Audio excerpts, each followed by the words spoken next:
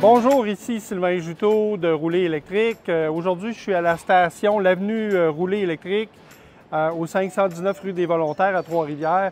Aujourd'hui, j'ai une primeur. On a installé un système dans notre bâtiment de service. Écoutez, si vous êtes tanné d'avoir des pannes électriques à la maison ou au commerce, écoutez ceci avant de vous acheter une génératrice au gaz, au fioul, parce que là, on a le système ultime de sauvegarde de maison en cas de panne qui fait du 5 dans 1. Puis une première canadienne, on a installé un système de bornes de recharge bidirectionnelle. Ça veut dire que votre batterie de votre véhicule électrique peut alimenter votre maison ou votre commerce. C'est révolutionnaire. On a tellement aimé ce système-là, parce que ça fait quand même depuis quelques mois qu'on fait des tests, qu'on est devenu distributeur pour le Canada. Ça s'appelle SigEnergy SigEnStar. C'est un produit qui est international. Je vous le dis, là, moi j'ai testé plein de systèmes. J'ai testé le Tesla Powerwall, j'ai testé EcoFlow, Bluetti, Franklin, name it. Ce système-là, je vous le dis, là, c'est le moment iPhone des batteries. Vous vous rappelez quand le iPhone est sorti, Research in Motion avec le BlackBerry, c'est mort quasiment instantané, pas longtemps après. Même chose pour Nokia. C'est ceux qui se sont adaptés au touch phone intelligent. Ça a vraiment démocratisé le tout. Bien là, on est en train de vivre la même chose. Puis vous le savez, le réseau électrique, en tout cas moi je le vois, là, personnellement je le vis. Le réseau électrique est de moins en moins fiable, surtout à cause des changements climatiques. Là, on a de plus en plus de températures extrêmes. Puis là, ben, l'électricité s'est rendue un bien essentiel. On veut que l'Internet marche en tout temps, que nos frigos fonctionnent. Puis là, ben, je vois de plus en plus de monde qui s'arrête des génératrices. Fait que, écoutez, des génératrices parce que c'est polluant, ça fait du bruit, ça pue, ça coûte cher. Puis le système que je vous parle, c'est le même prix qu'une génératrice automatisée à l'achat, mais après ça, vous sauvez de l'argent parce que le système, on peut mettre des panneaux solaires dessus, puis on peut utiliser votre véhicule électrique pour alimenter le système. C'est vraiment révolutionnaire. Puis là, avec ce qui se passe l'an prochain avec Hydro-Québec, qui a besoin de plus d'énergie, vous savez, hein, les réservoirs hydroélectriques dans le Nord sont bas actuellement. Les Québécois deviennent producteurs d'énergie en ayant des panneaux solaires à la maison. Bien là, on va aider à approvisionner le réseau d'Hydro-Québec. Puis on est tous actionnaires d'Hydro-Québec, ça nous appartient à tous, fait qu'on veut tous y participer. Si ça nous permet de sauver de l'argent, au lieu d'en payer, hein, parce que quand on a une génératrice, il faut l'entretenir, il faut faire des changements d'huile, il faut payer du carburant, etc., etc. Bien là, c'est vraiment intéressant. Fait que venez, je vous présente le système. Là, on va faire ça sommairement. Puis vous allez voir, il y a plein de vidéos qui vont suivre parce que j'en ai tellement à vous dire. Je vous le dis, là, je me sens comme en 2012 quand on a fait les premières bornes de recharge. C'est vraiment du borne de recharge 2.0 que je vous parle. Puis ça fait 12 ans, 13 ans qu'on a parti la révolution chez Rouler électrique. Mais là, on la vit une deuxième fois, fait que c'est vraiment, vraiment intéressant. Notre bâtiment de service qui nous sert à rentrer plus de capacité électrique pour desservir la station de recharge qui compte quand même 25 bornes publiques. Et vous voyez des panneaux solaires sur le toit, il y a 15 panneaux, puis il y a aussi une table de pique-nique. Fait qu'évidemment, on a tout raccordé ça sur le système de sauvegarde que je vous parle. On va rentrer à l'intérieur.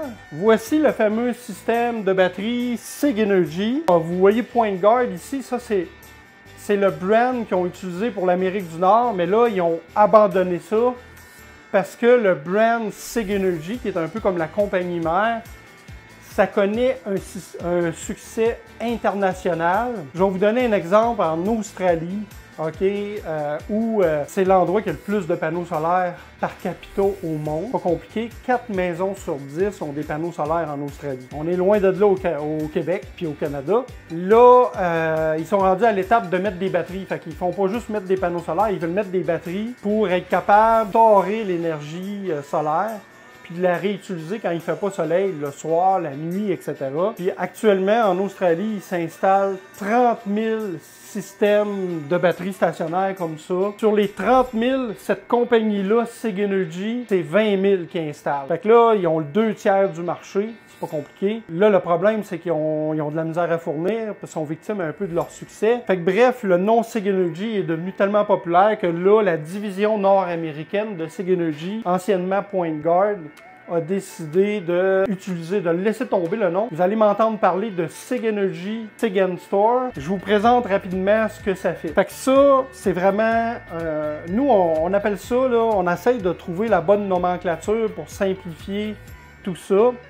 Mais on appelle ça un accumulateur modulaire d'énergie. Pourquoi modulaire? Bien, vous voyez ici, là, il y a comme des segments qui s'empilent un par-dessus l'autre. Fait que là, ici, il y a 3 batteries de 8 kWh qui donnent 24 kWh d'énergie. Hein, vous le savez, mettons, je sais pas, moi, votre Equinox, là, c'est à peu près 80 kWh la batterie, ou une Tesla Model Y, là, pour vous donner une idée.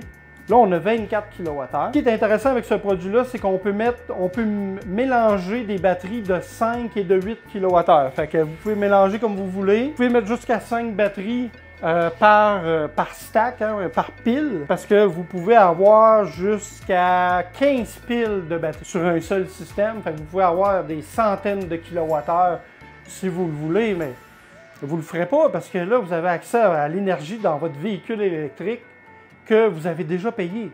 Fait que là, c'est vraiment intéressant. Ici, on voit un autre module. Ça ressemble à une batterie, mais là, il y a un petit symbole. Ça, c'est la fameuse borne de recharge bidirectionnelle, 25 kW. Ça veut dire que vous pouvez charger à 25 kW. C'est du niveau 3. Fait que c'est comme une petite borne rapide, là. Puis vous avez le choix du connecteur. Là, ici, c'est un connecteur NACS ou Tesla. Mais on a aussi la version CCS1. Et ça, c'est l'onduleur. Donc, ça, c'est le cerveau qui va faire la conversion entre le courant continu, hein, parce que votre véhicule fonctionne en DC, en courant continu, les batteries aussi. Mais la maison, elle marche en courant alternatif. Puis il y a aussi les panneaux solaires. Les panneaux solaires, ça peut marcher aussi en courant continu. Nativement, c'est du courant continu. Fait que, bref, cet appareil-là va faire le contrôle de tout ça, puis il va distribuer l'énergie à la bonne place. Ce qui est vraiment intéressant avec cet onduleur-là, c'est que intégré dedans, il y a, on peut mettre 4 séries de panneaux solaires. Donc, quand vous installez des panneaux solaires, vous sauvez 40% des coûts pour l'installation, parce que vous n'avez pas besoin d'acheter un onduleur séparément. Parce que l'onduleur, il est déjà là. Vous rentrez les fils. Vous voyez ici, là, on voit les fils qui arrivent du toit. C'est des fils de courant continu. Puis là, ben, ça, c'est un interrupteur pour être capable de fermer le courant. Puis là, ben, après ça, c'est branché direct ici dans l'onduleur. Là, on a mis 2 séries de panneaux, une de 8 panneaux puis une de 7. Comme je vous disais, il y en a 15 sur le toit. Puis là, ça produit de l'énergie. OK? Puis là, ben, on voit ici là, le système.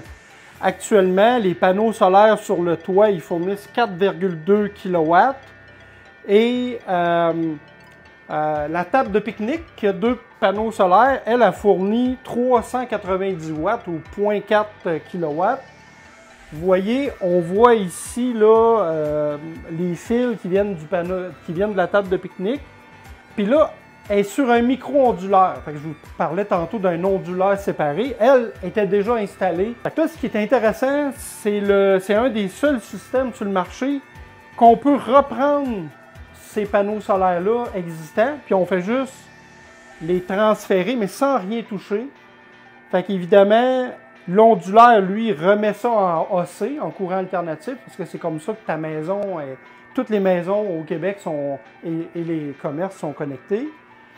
Puis là, on voit le fil qui est ici, puis qui s'en va direct dans le panneau intelligent. Ça, on appelle ça moi, j'appelle ça un smart panel ou un panneau intelligent. Eux, ils appellent ça le loader. Fait que là, on voit ici Smart Loader. On a un breaker Puis là, on a dit à l'application, quand on a configuré le système, c'est vraiment simple à configurer, on a dit que c'était un ondulaire, donc c'était de l'énergie qui allait être injectée. Fait que là, c'est pour ça qu'on a deux sources d'énergie. On a le 2,5 kW qui vient du toit, puis le 0,39 kW qui vient de la table de pique-nique. Fait que ça donne beaucoup de flexibilité pour vous installer des panneaux solaires.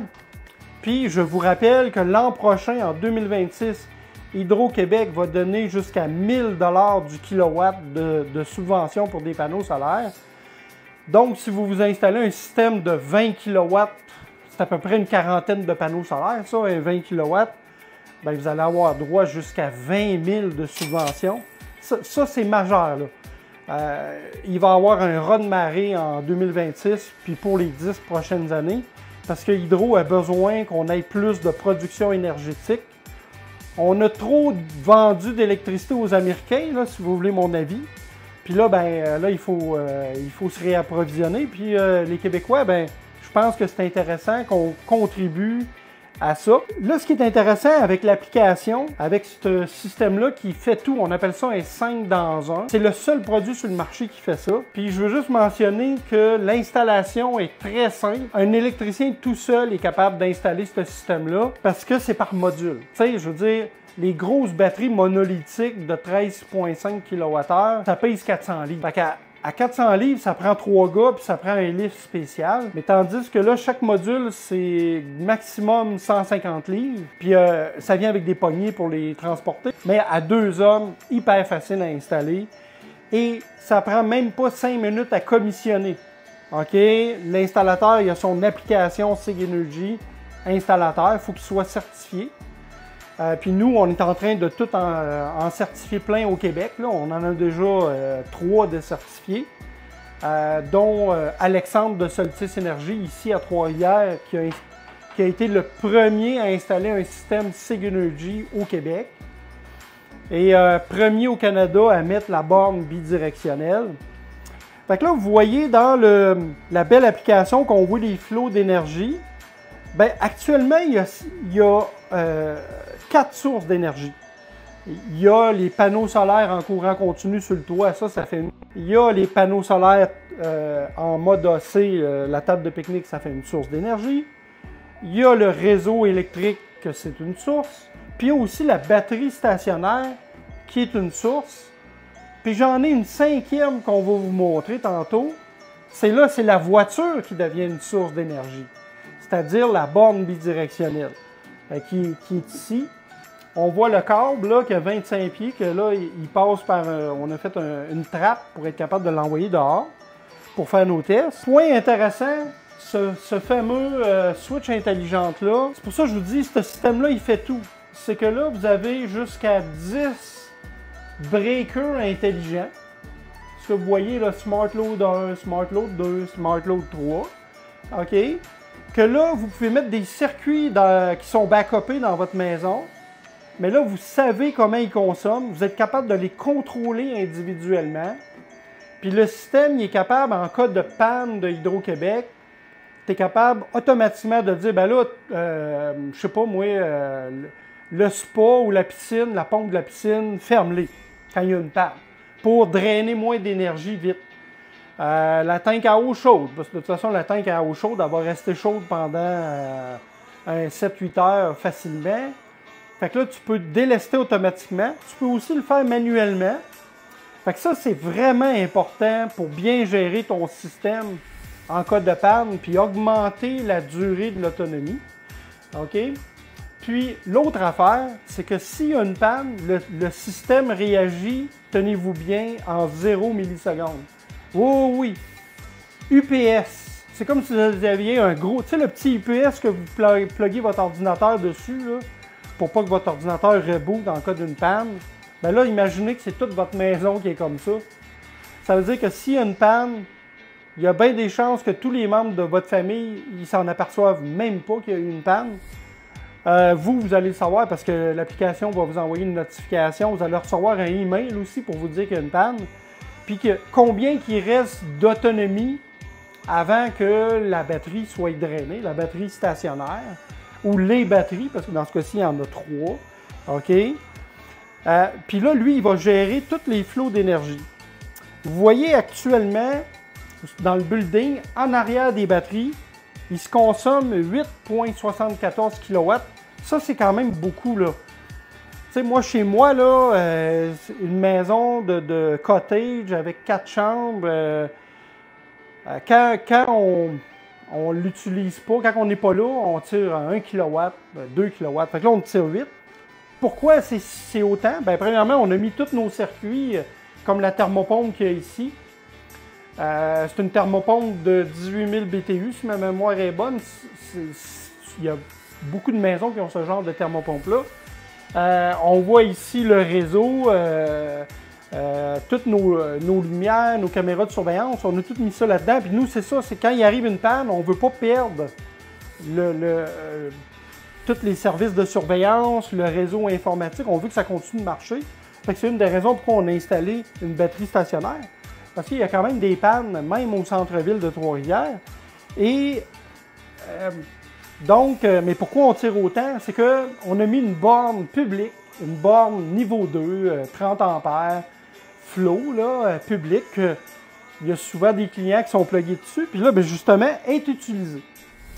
Fait que c'est pour ça que Puis là, si on regarde les circuits individuels, on voit que la thermopompe attire 0,5 kW ou 500 watts. La tête de la switch puis le réseau, ça tire 60 watts. Mais la borne attire 7 kW ou 7,01 kW. Puis là, ce que je vais faire, je vais couper hydro. Fait que ça, c'est le sectionneur qui alimente le panneau intelligent, qui est raccordé sur notre 400 ampères, là, qui a d'autres bornes qui, elles, ne sont pas sauvegardées par la batterie. Fait que regardez ça, je coupe. Fait que c'est coupé, regarde le thermostat, tout continue de marcher. Puis là, sur l'application, ben là, je vois un X, OK, qui me dit qu'il y a une coupure de courant. Puis là, ce qui arrive, c'est que là, c'est la batterie qui a repris le load. Donc, c'est la AAB 17840, OK? Puis là, on voit, ça fait 42 minutes qu'il est plugué. Vous voyez, la borne, elle n'a pas redémarré, elle n'a pas perdu le courant. Puis je peux vous dire que les flots, hein, les bornes, c'est un ordinateur. Donc, dès qu'il y a une petite... on l'a testé, là, tu as même un 10 millisecondes de délai en cas de panne. La borne, elle va redémarrer. Puis là, le client, il va perdre sa session. Puis là, elle va rebooter. Puis bon, on ne veut pas que ça arrive. Mais c'est quand même incroyable, ce système-là, que ça puisse faire ça. Fait que, bref, on va continuer. Là, ce qui est intéressant, c'est que sur l'application, il me dit qu'il y a 0,9 heures d'autonomie restante parce que là, la batterie est à 19,6 %. OK? On voit là, les pourcentages de la batterie sur l'application. Puis là, la batterie est en train de décharger à 5,5 kW. Fait qu'on s'entend que vu qu'elle est juste à 20 %, ça va tomber en panne vite. Mais là, on va brancher l'auto.